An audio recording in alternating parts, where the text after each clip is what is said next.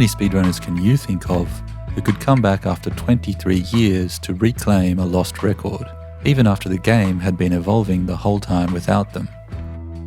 Late last year, Jozef Salontai went on a rampage on E4M4, breaking the individual level records on both easy and nightmare skill, and dominating the map in both of the recent Quake Done Quick projects.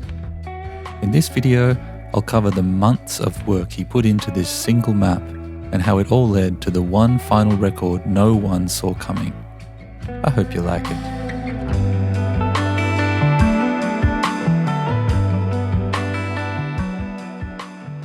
First, let's take a quick look at the history of E4M4 on easy skill. The early records follow a pattern which by now might seem very familiar to regular viewers. The first runners, like Justin Fleck, start things off, establishing the basic route and discovering the map's main shortcut, skipping to this area with a curling grenade jump, picking up the silver key, then boosting into this teleporter to the exit. Ilka soon adds some early bunnies and tricks to save 3 seconds. He adds a small fiend boost at the very start of the level, and a grenade boost from this knight. Marcus refines Ilka's tricks and movement and submits 3 records over 3 years. By the time he's done, things are looking very solid. The fiend boost is much faster, and he adds some of his own magic, namely an extremely difficult grenade boost from a fish under the water. But by now we're in the early 2000s, and this was Joe's golden age. By 2001, he was putting out records at an alarming rate, many of which would remain on the tables for decades. It's hard to overstate Joe's impact on the Quake scene at this time, and E4M4 was no exception. With a perfect fiend boost and even better movement, Joe just barely squeezed out a further full second improvement, 19.99 seconds. It goes straight onto SDA's unbeatable demos list, where it stays for 18 years.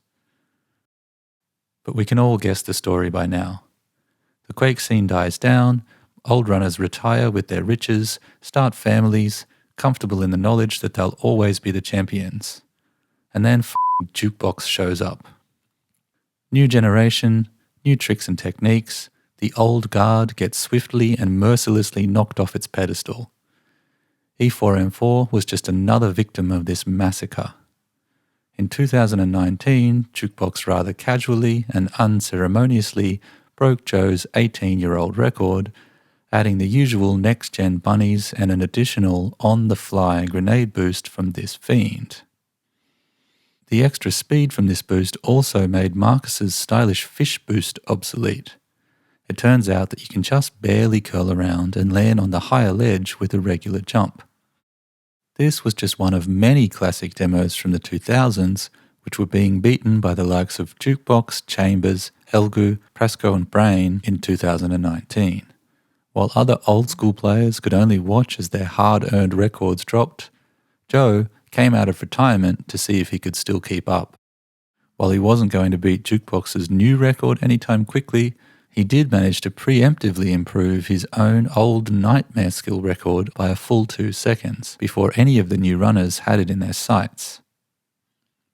It was around this time that the Quake Done Quick team was working on their full game segmented project on easy skill, Quake Done Quickest Light, and for that Joe managed a time of 17 seconds.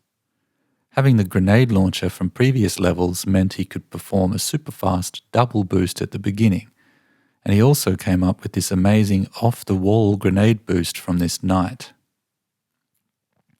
Apparently he only did this because his hands were getting tired from doing so many 180-degree turns, but the technique turned out to be a tiny bit faster than all the previous versions of the boost.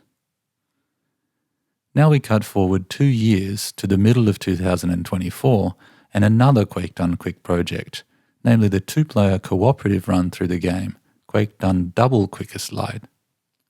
For this project, Chambers and Muty worked together, and along this hallway, Chambers added an earlier boost from the Fiend, much earlier than the one Jukebox had used in his individual run. If things are clicking in your head, then you're thinking like Joe. the off-the-wall boost from the first project, plus the extra early grenade boost from the second. Was there theoretically enough time there for Joe to take his single-level record back from Jukebox? Let's pause and have a quick chat about RNG. In the IL run, you arrive at this point about half a second later than in the project, due to the slower start without the grenade launcher. This delay means that the Fiend will have almost always moved past the tunnel exit, making the boost impossible. 90% of runs will fail at this point purely due to this Fiend's movement. But, for a reason that nobody understands, Joe found that every now and again the Fiend will start from an earlier position or walk a tiny bit slower, and therefore end up in the perfect position for the boost. This kind of grinding, knowing that you have a 10% chance to even attempt the boost, really takes a certain mindset. Still, between the project runs and his attempts on Nightmare skill, Joe had had plenty of practice, and in August 2024, he managed to beat the odds and hit this 17-second run.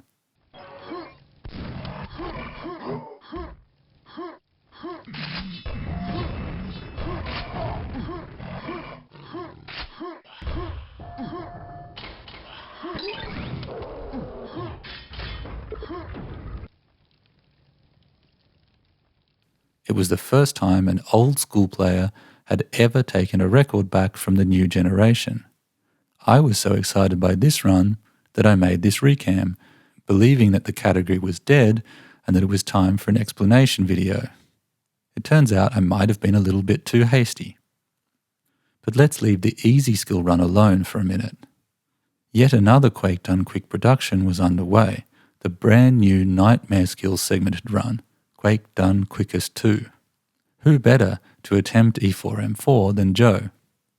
In his testing for this run, Joe found yet another movement optimization.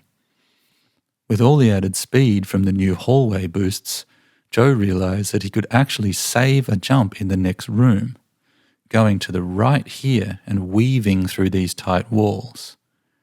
He knew he had to utilize this route for the project. But if the RNG in the hallway seems bad on easy skill, it's absolutely nothing compared to Nightmare. Let's look at some examples. First off, the hitbox of this Fiend in the middle of the tunnel actually blocks the path on both sides.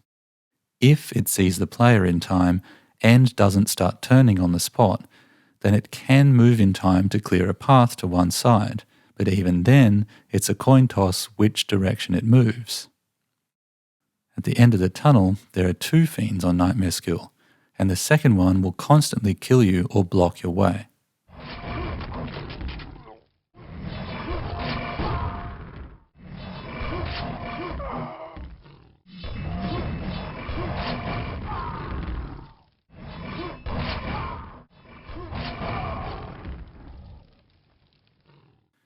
This Shambler will also regularly mess up runs. If a miracle occurs and you get past the enemies, then you still have to avoid getting stuck on the incredibly tight corners, or getting stuck on random ledges on the ground, or boosting too fast and overshooting the ledge.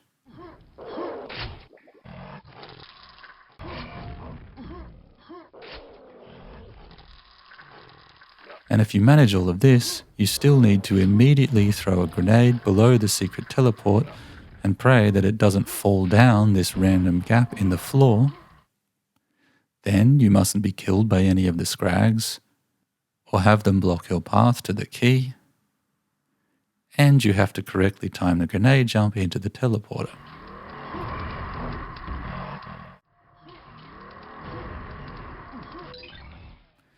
These are all Joe's real demos, real attempts, which made it this far and failed. Remember how many things can stop you before this point. The odds against you are astronomical. But Joe succeeded eventually, and his 16-second run is one of the highlights of the project. By now, he might have been suffering from Stockholm Syndrome, because he decided to stay on Nightmare skill, stay on E4M4, and make a second improvement to his IL record. All the extra optimizations which had been discovered meant that a 17-second run was ready for the taking, but calling it easy would be a big mistake.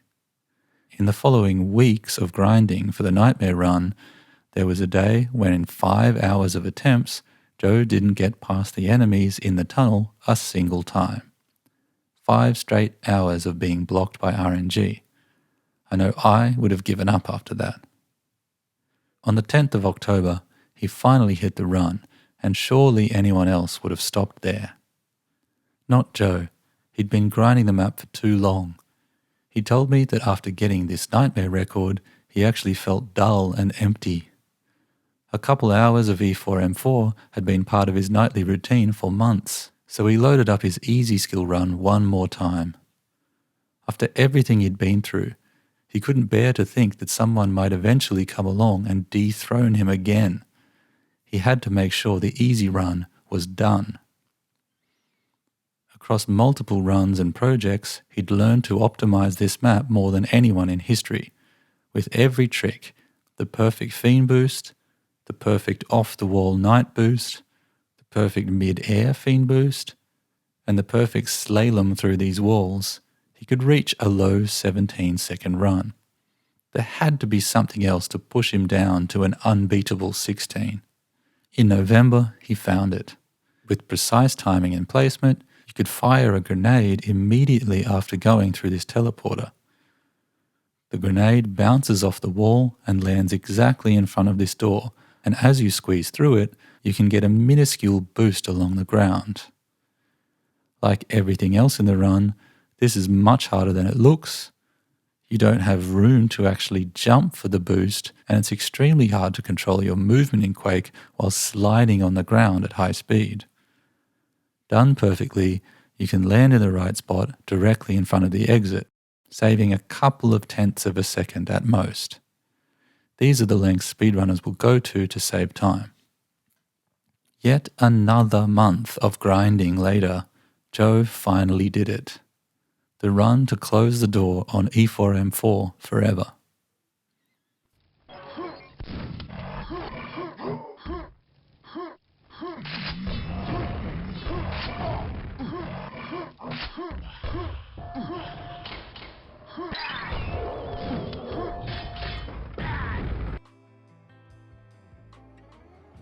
Nearly a quarter century ago, Joe first turned his hand to this map, and it took everything he had learned and practiced in all those years to produce this flawless run. No one in the Quake scene saw it coming, but now that it's here, Joe can rest easy knowing that his record is safe, at least for the next 25 years. Congrats, Joe, and GG.